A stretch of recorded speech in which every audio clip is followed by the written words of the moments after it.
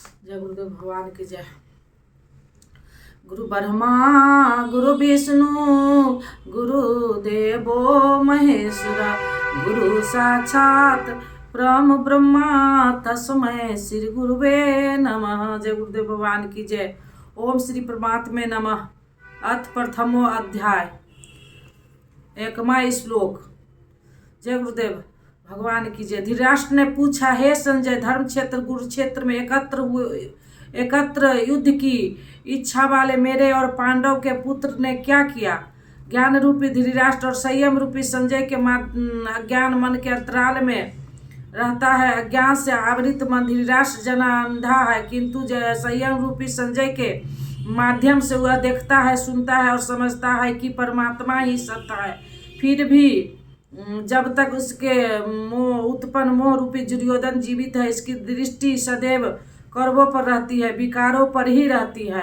शरीर एक क्षेत्र है। जब हृदय देश में देवी संपत्ति बाहुबल होता है तो यह शरीर धर्म क्षेत्र बन जाता है, और जब इसमें आसुरी संपत्ति का बाहुबल होता है तो यह शरीर गुरु क्षेत्र बन जाता है। गुरु अर्थात करो, यह शब्द आदेश आत्मा है। श्री कृष्ण कहते हैं, प्रकृति से उत्पन्न तीनों गुण द्वारा परवश होकर मनुष्य कर्म करता है। वह क्षण मात्र भी कर्म किए बिना नहीं रह सकता। गुण उसे करा लेता है। सो जाने पर भी कर्म बंद नहीं होता। वह स्वस्थ शरीर की आवश्यकता खुराक मात्र है। तीनों गुण मनुष्य को देवता से कीट पतंग शरीर में ही बांधते हैं। जब तक प्रकृति और प्रकृति से उत्पन्न गुण जीवित है, तब तक गुरु लगा रहेगा। अतः जन्म मृत्यु वाला क्षेत्र, विकारों वाला क्षेत्र गुरु क्षेत्र है, और परम धर्म परमात्मा प्रवृत्ति दिलाने वाली पुण्यमयी प्रवृत्तियां पांडव का क्षेत्र धर्म क्षेत्र है। पूर्णावर्ती पंजाब में जब काशी, प्रयाग, मध्य तथा अनेक स्थलों पर कुरुक्षेत्र की शोध में लगे हैं, किंतु गीता ने स्वयं बताया कि जिस क्षेत्र में यह युद्ध हुआ वह कहाँ है। अर्जुन, यह शरीर ही क्षेत्र है, और जो इसको जानता इसका पार पा लेता है वह क्षेत्रज्ञ है। आगे उन्होंने क्षेत्र का विस्तार बताया, जिसमें 10 इंद्रिया, मन, बुद्धि, अहंकार, पांचों विकार और तीनों गुण का वर्णन है। शरीर ही क्षेत्र है। एक अखाड़ा है, इसमें लड़ने वाला प्रवृत्ति 2 है। देवी संपद, आसुरी संपद, पांडु की संतान और धृतराष्ट्र की संतान सजातीय और विजातीय वृत्तियों अनुभवी महापुरुष की शरण जाने पर दोनों प्रवृत्ति में संघर्ष का सूत्रपात होता है। यह क्षेत्रज्ञ का संघर्ष है, और यह वास्तविक युद्ध है। विश्व युद्धों से इतिहास भरा पड़ा है, किंतु इसमें जीतने वाले को भी शाश्वत विजय नहीं मिलती है। ये तो आपसी बदले हैं। प्रकृति का सर्वथा समन करके प्रकृति से परे ही सत्ता का दूरदर्शन कराना और उसमें प्रवेश पाना ही वास्तविक विजय है। यही एक ऐसा विजय है जिसके पीछे हार नहीं है। यह मुक्ति है जिसके पीछे जन्म मृत्यु का बंधन नहीं है। इस अध्याय इस प्रकार अज्ञान से आच्छादित प्रत्येक मन संयम के द्वारा जानता है कि क्षेत्रज्ञ युद्ध में क्या हुआ। अब जैसा उसके संयम का उत्थान, ऐसे वैसे उसकी दृष्टि आती जाएगी। उस समय राजा दुर्योधन नायक पांडव की सेना को देखकर द्रोणाचार्य के पास जाकर यह वचन कहा, दैत्य का आचार्य द्रोणाचार्य है। जब जानकारी हो जाती है कि हम परमात्मा से अलग हो गए हैं, यही दैत्य का बहाना है। यहाँ उसकी प्राप्ति के लिए तरफ पैदा हो जाती है। तभी हम गुरु की तलाश में निकलते हैं। 2 प्रवृत्तियां के बीच यही प्राथमिक गुरु है। यद्यपि बाद में सतगुरु योगेश्वर श्री कृष्ण हो गए, जो योग की स्थिति वाले होंगे। राजा दुर्योधन आचार्य के पास जाता है। मोह रूपी दुर्योधन, मोह संपूर्ण व्याधियों का मूल है। राजा है दुर्योधन। दूर अर्थात दूषित, यो धन अर्थात वह धन आत्मिक संपत्ति, स्थिर संपत्ति है। उसमें जो दोष उत्पन्न करता है वह है मोह। यही प्रकृति की ओर खींचता है और वास्तविक जानकारी के लिए प्रेरणा प्रदान करता है। मोह है तभी यह पूछने का प्रश्न भी है, अन्यथा सभी पूर्ण ही है। अतः व्योरह चनायुक पांडव की सेना को देखकर अर्थात पुण्य से प्रवाहित सजातीय प्रवृत्तियों को संगठित देखकर मोह रूपी दुर्योधन प्रथम गुरु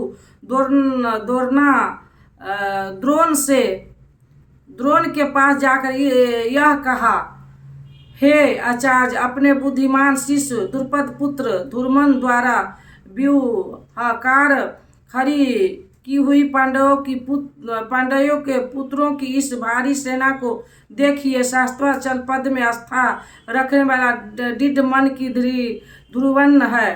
यही पुण्यमयी प्रवृत्ति की नायक है। साधन कठिन न मनु कहू टेका। रामचरितमानस में 7 से 44 3 साधक कठिन नहीं, मन की दृढ़ता कठिन होनी चाहिए। अब देखें सेना का विस्तार। इस सेना में महान ईश्वर में वास दिलाने वाली भान रूपी भीम, अनुराग अर्जुन के सामने बहुत से सूरवीर जैसे सात्विकता रूपी सात्विक विराट सर्वत्र ईश्वरीय प्रवाह की धारणा महारथी राजा द्रुपद अर्थात अचल स्थिर तथा स्थिति तथा जहाँ भी जाए वहाँ से चित्त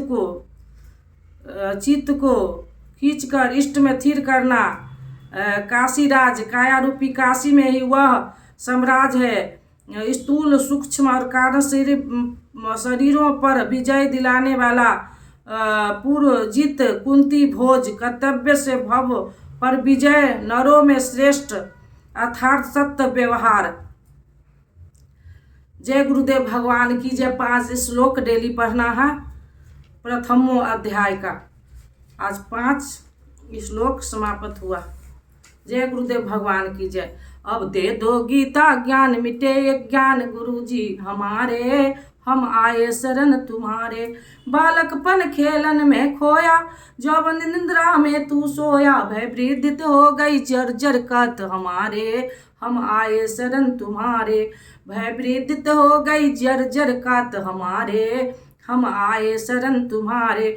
सुत मात पिता बंधव दारा, नस्वर संबंध है सारा। जाएंगे संग शुभाशुभ कर्म हमारे, हम आए शरण तुम्हारे। अब दे दो गीता ज्ञान मिटे अज्ञान गुरुजी हमारे, हम आए शरण तुम्हारे। गुरु कर में जग की माया में सुख पाता था इस काया में। निज ज्योति से ज्योति जगाओ गुरुजी हमारे, हम आए शरण तुम्हारे। सेवक पर स्वामी दया करो, भव भय बंधन आप हरो।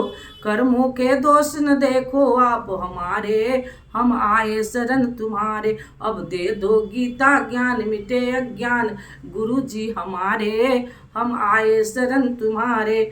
गुरु चरणों में ये अर्जी है, आगे प्रभु आपकी मर्जी है। गुरु कृपा मिले तो जागे भाग हमारे, हम आए शरण तुम्हारे। अब दे दो गीता ज्ञान मिटे अज्ञान गुरुजी हमारे, हम आए शरण तुम्हारे। बोलो श्री राम जय राम जय जय राम। बोलो श्री राम जय राम जय जय राम।